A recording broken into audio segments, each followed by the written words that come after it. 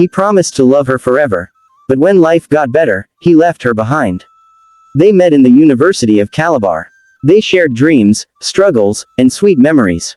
He promised marriage. She believed him. But when success came knocking, he chose someone else. This is a story of love, betrayal, deep regret, and a forgiveness that never brought them back together. Grab your earphones. Get comfortable. What you're about to hear could change the way you treat love forever. My dear friends, please support me by clicking the subscribe button. Your support means so much to me. Let's grow this family together. Thank you so much. Story begins. My name is Michael, and this story is about the biggest mistake I ever made in my life. I was just a normal guy when I got admission into the University of Calabar, and I didn't have many friends. But I had one thing going for me: I was focused. I came to school with one plan: to finish well and make my family proud. It was in my second week on campus that I met Emily. I had just left my introduction to philosophy class when I saw her. She was standing near the science faculty, waiting for someone. She had this calm beauty that caught your eye but didn't shout for attention. She was wearing a white top and blue jeans, holding a green file, like someone who didn't even know how beautiful she looked. I almost walked past her, but something made me turn back. "Excuse me," I said. She looked at me with a surprised yes. "I think we're in the same class. Philosophy, right?" She nodded and laughed. "Yes, I've seen you before. You're always sitting in front with your serious face." We both laughed. That's how it started. From that day, Emily and I became friends. We would sit together in class, share notes, and walk around campus together. Was funny, smart, and very easy to talk to. The way she talked, you could tell she had sense and didn't pretend. We didn't rush anything. We just enjoyed being around each other. I asked her, "Why are you always so calm?" She smiled and said, "Because peace is better than noise. I've seen life, and I don't like wahala." That was the moment I knew this girl was different. We spent hours in the library, not just reading but talking about life, family, and dreams. She wanted to be a teacher. I wanted to work in media. We had goals, we had passion, and we had each other.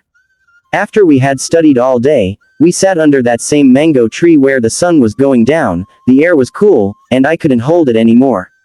I looked at her and said, "Emily, I know we are young. I know we're still in school. But something in my heart tells me you are the one. I want to marry you one day." She was quiet for a few seconds. Then she looked into my eyes and said, "I believe you, Michael. And I will wait for you." That was the beginning of everything. People on campus started calling us husband and wife. Some girls tried to distract me, but I wasn't interested. I had Emily, and that was enough. I didn't have much money, but I had peace in my heart. She believed in me. She supported me. And every time I looked at her, I knew I was lucky. One night, during a heavy rainfall, we both got stranded after fellowship. I took off my jacket and covered her head. We ran together, laughing and screaming through the rain, until we found a small shop to hide under. She looked at me, dripping wet, and said, "If you ever break my heart, Michael, God will judge you." I laughed, not knowing those words would one day haunt me. We finished 300 level strong. We started preparing for final year project. We even discussed where we would serve after NYSC. She wanted to go to Abuja. I said I preferred Lagos. She laughed and said, "Don't worry, we'll find a way." I believed her. But life has a funny way of testing people's promises. Final year came quickly. It felt like yesterday when Emily and I met. Now, we were writing our project and preparing for life after school. We were still very close. In fact, our love was stronger than ever. People admired us. Some said, "These two are perfect together." And truly, we were. Emily supported me in everything. If I didn't understand something in class, she explained it with patience. If I was feeling down, she found a way to make me laugh. She even started helping me with my project because mine was a bit more complicated than hers. I fell sick during our final exams. It wasn't small sickness. I had malaria and typhoid. Emily left her own exam revision just to stay with me in the school clinic. She would feed me, wipe my sweat, and sing softly when I was in pain. I asked her, "Why are you doing all this?" And said, "Because I love you, Michael. If I don't take care of you, who will?" That moment stayed in my heart. After my recovery, I held her hands and said, Emily, once we finish school and I make it in life, I'm coming back for you. You are my future. I will marry you. She looked into my eyes and replied, I believe you. Just don't change. No matter what happens, don't forget me. We passed our final exams. Our joy knew no bounds. Emily danced like a child when we saw our results. We made it, she shouted, hugging me tightly. We took pictures together, some in our black and white final year shirts, some by the school gate. In one of the pictures, she wrote at the back, Forever, Michael, never forget this. NYSC came. Emily was posted to Abuja, and I got Lagos just like we had joked before. We were sad to be apart, but we made a promise to always call, always chat, and visit during holidays. She called me my Lagos big man. I called her my Abuja queen. Our calls were sweet and long. Sometimes we would fall asleep on the phone. Every Friday night, we did video calls, talking about our students she taught in a school, food, life in camp, and our dreams. She was still the same Emily, sweet, patient, full of love. She sent me a voice note. Michael, I know we're still struggling. But I believe in us. I know things will get better. Don't give up. I'm always praying for you. Her words gave me strength. But Lagos life was not easy. After NYSC, I couldn't get a good job. I stayed with a friend in a small room in Ajagunle. I applied everywhere, but nothing came. Emily was also struggling in Abuja, but she managed to get a teaching job with small pay. She would sometimes send me money even if it was just 2,000 or 5,000 naira. Take this, she would say. Buy food. Please don't starve. I was ashamed, but grateful. What kind of woman gives her small salary to a man just because she loves him? Every time I thought of her, my heart melted. One evening, she called me and asked, Michael, do you still believe in us? I answered without thinking, yes, 100%. You're my wife, Emily. Just give me time to get my feet on the ground. She said, I'm not rushing you. I just want to know I'm not wasting my time. I told her, you're not. I promise you, Emily. Once I get a breakthrough, I'm coming straight to Abuja to pay your bride price. She laughed and said, you better come before somebody else comes and carries me. I said, let them try me. I'll fight them with Bible and cutlass. We both laughed hard that night. But deep inside, I knew I needed to step up. I was tired of being broke. I was tired of waiting. I started moving from one company to another, dropping my CV. Some asked me to come back later. Some never replied. I got a job with a media startup in Lekki. The pay wasn't too big, but it was better than nothing. I called Emily first. Baby, I got a job. She screamed with joy. Are you serious? Oh my God. Michael, I'm so happy for you. She even fasted for me that week, praying for my success. Everything was finally looking good. But then, something happened. My new job exposed me to a different world. I met people, big people. I saw expensive cars, fancy clothes, and women who dressed like Instagram models. My boss liked me. He started inviting me to parties. I saw money everywhere. I started dressing better, speaking more confidently, and moving with rich people. That's when I met Sandra. She was beautiful, classy, daughter of a big businesswoman in Lagos. Sandra started calling me every day, sending food to my office, buying me gifts. Emily noticed the change in me. She would say, you've changed, Michael. You don't call like before. What's going on? I would lie, work is just too much. I'm trying my best. She believed me, but her heart was worried. Then came the biggest shock of her life. And the beginning of my own downfall. After I got the job in Lekki, life started to move fast. I moved out of my friend's room, and got a self-contained apartment in Aja, but it felt like heaven. For the first time in a long while, I was sleeping on a proper bed. I bought a small fridge, a fan, and a mattress. No TV yet, but I was happy. Emily was the first person I called when I moved in. Babe, I've moved to my own place, I said with excitement. She screamed with joy on the phone, ah, finally. Michael, I'm so proud of you. I smiled. This is just the beginning, Emily. Very soon, I'll bring you here. We continued to talk almost every night, but slowly, things started to change. At work, Sandra was becoming more than just a friend. She was the kind of woman who had everything at her fingertips. Her mother owned a chain of boutiques and real estate businesses. Sandra drove a Benz and had never entered public transport in her life. She called me into her car after work. Michael, I like you, she said boldly. You're smart and focused. You shouldn't be struggling. I can help you. I looked at her, confused. What do you mean? She smiled and placed a gold wristwatch in my hand. This is just a gift. There's more, if you want. I should have rejected it. I should have walked away.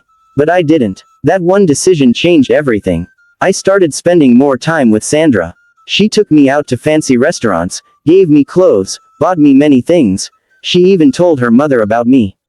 Her mummy called me a fine boy with potential. I started feeling like a king.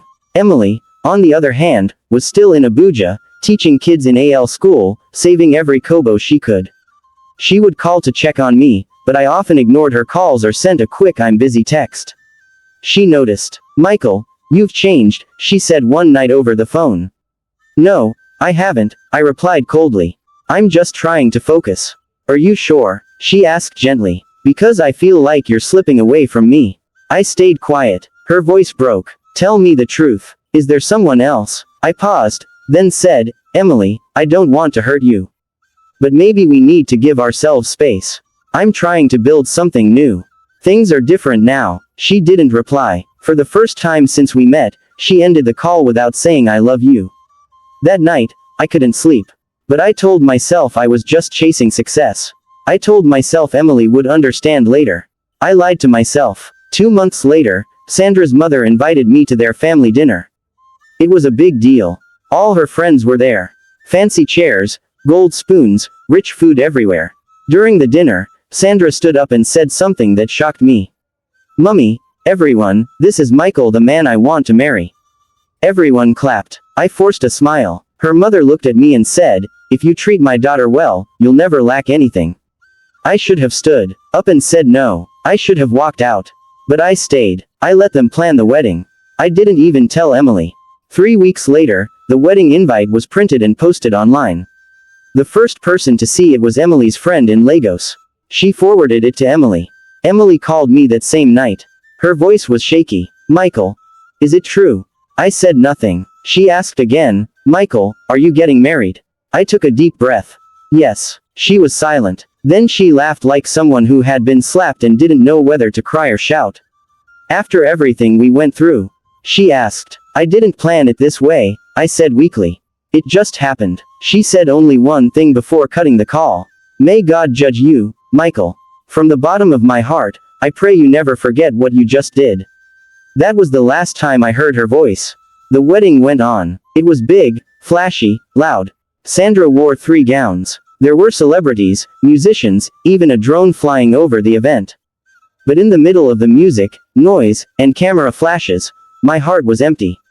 I smiled in pictures. I danced like everything was fine.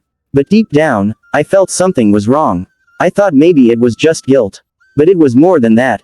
After the wedding, Sandra and I moved into a big apartment in Ikoyi. Everything was beautiful, but something didn't feel right. Sandra wasn't like Emily. She didn't cook. She didn't pray. She didn't listen. She spent hours on Instagram and TikTok. If I didn't post her pictures online, she would complain. If I got home late from work, she would give me silent treatment. 2 months into the marriage, I was already regretting everything.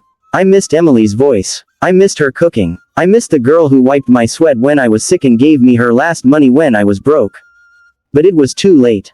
Or so I thought. And I was now married to Sandra. Everyone thought I had hit a jackpot. My friends called me wise. Some said, Michael, your life is set now. You married money. But only I knew the truth. I had married comfort, not love. I started seeing signs. Sandra didn't respect me. She would roll her eyes when I talked. She would leave the house without telling me. She insulted my job, my salary, even my clothes. I didn't marry you to live like this, she said once. My ex-boyfriend gave me more money than you. That statement hit me hard. I just walked into the room and cried silently. The house was big, but cold.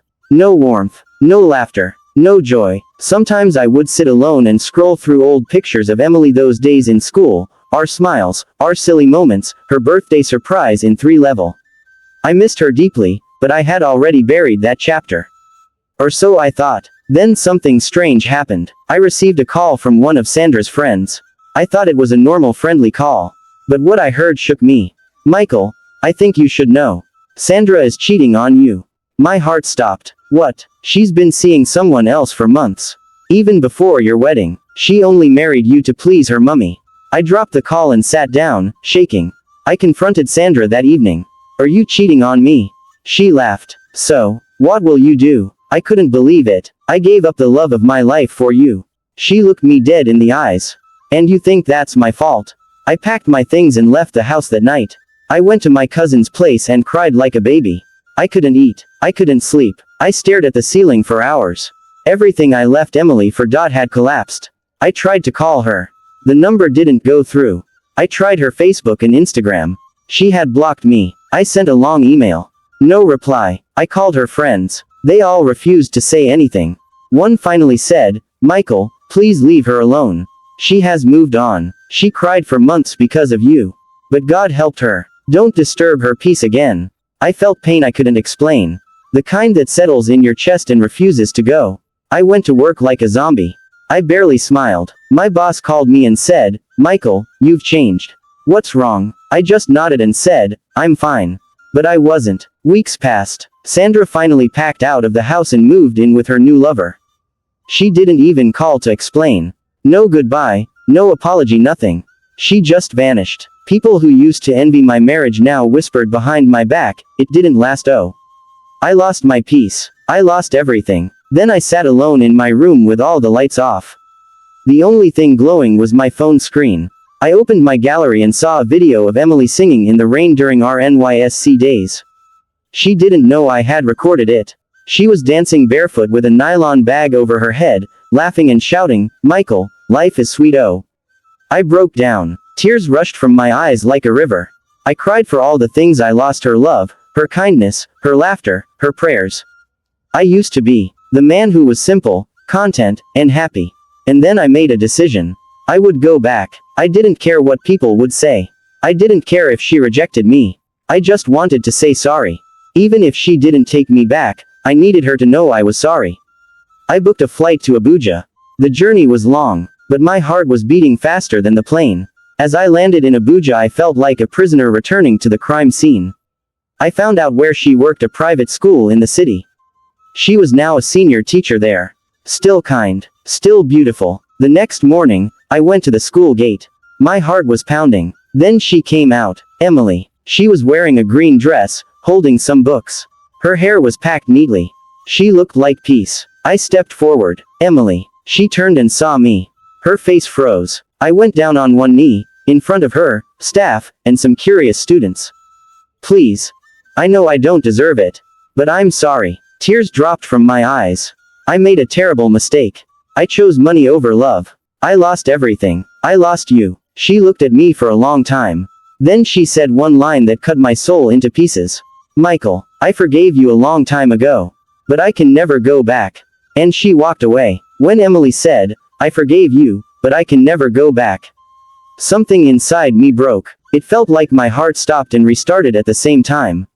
I just knelt there, frozen, under the sun, in front of a small school in Abuja. Some teachers and students stared.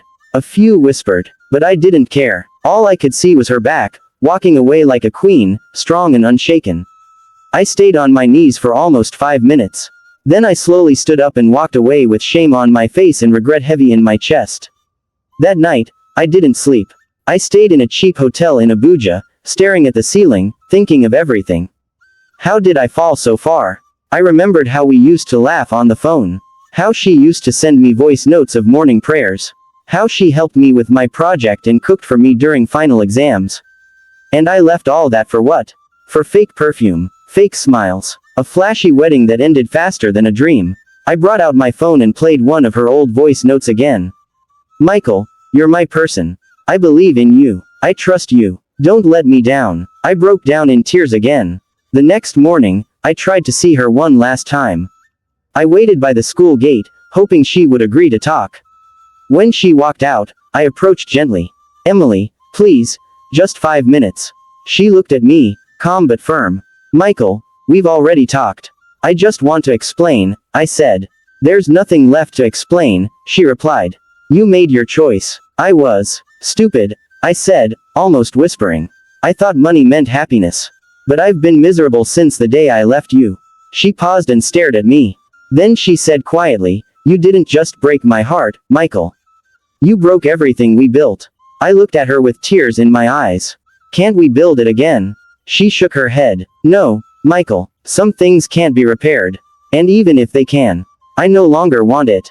That hurt more than any slap. She walked away again. This time, I didn't try to follow.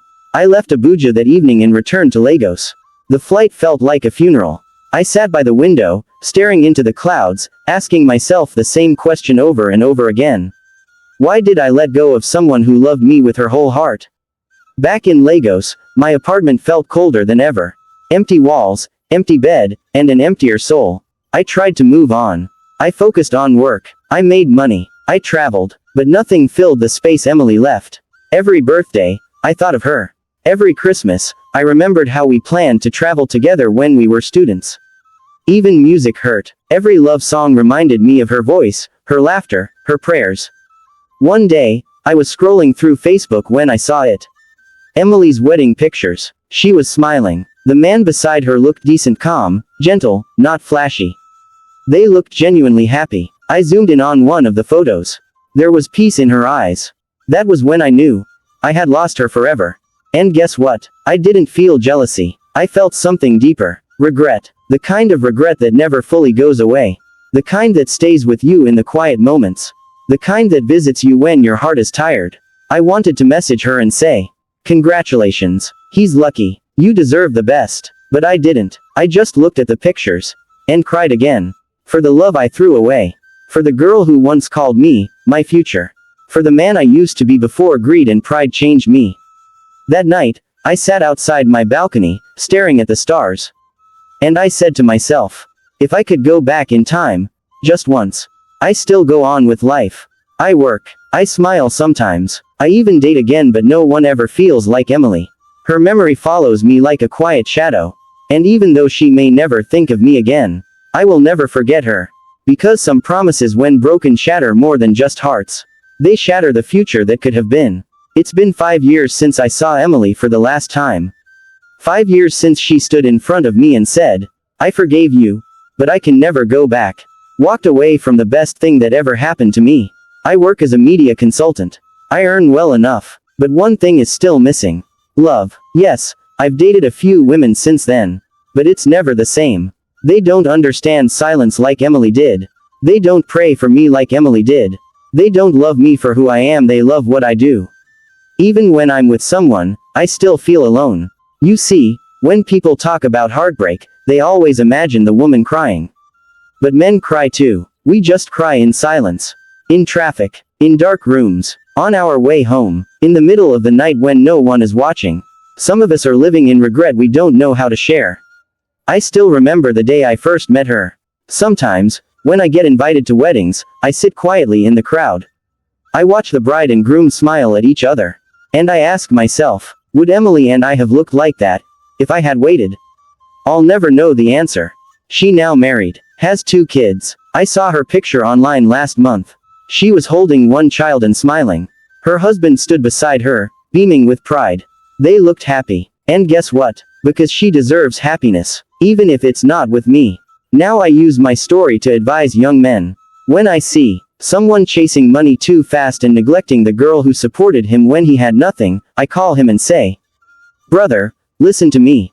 Don't make my mistake. That girl praying for you now. She's rare. If you lose her, no amount of wealth will fill that space." Some listen, some laugh, but I still tell it anyway. You know why? Because some mistakes last forever. They don't kill you, but they sit in your heart every day, reminding you of what you lost. Now I understand what real love means. It's not always flowers or surprises. Sometimes, it's just someone who stands by you in your worst days, and believes in your dreams even when you have nothing to show. Emily was that for me. And I failed her. So, if you're reading this, or watching this on YouTube, I want to leave you with this simple message. Don't let greed, pride, or temptation blind you from true love. Because when you lose it, you may never find it again. And even if the person forgives you, they may never return. Because wounds heal, but scars remain. But to remind myself to never hurt someone who truly loves me again. Some mistakes teach you lessons. Sometimes in life, we don't lose things because we're unlucky. We lose them because we failed to value them when it mattered most. This story is not just about Michael. It's about many of us. People who pushed away real love, and are now living with the echo of a name they once held close. Someone who gave you their heart, their time, their prayers. And all you gave them back was silence, disappointment, or betrayal. Maybe you were like Michael, thinking life had more to offer, until you realized you already had the best and let it slip away. But here's the truth. Real love is not loud. It's quiet, it's patient, it's loyal, and when you find it, don't play with it. Because if you lose it, even if the person forgives you, they might never come back. Thank you for watching. If this story touched your heart, please do 3 small things for me. Like this video so others can see it too. Leave a comment below. Tell me, have you ever been hurt by someone you loved? Subscribe to the channel for more emotional, real-life stories that will move your soul. And if you're still holding someone's heart, please don't break it. See you in the next story. Thank you so much. I love you all. Bye.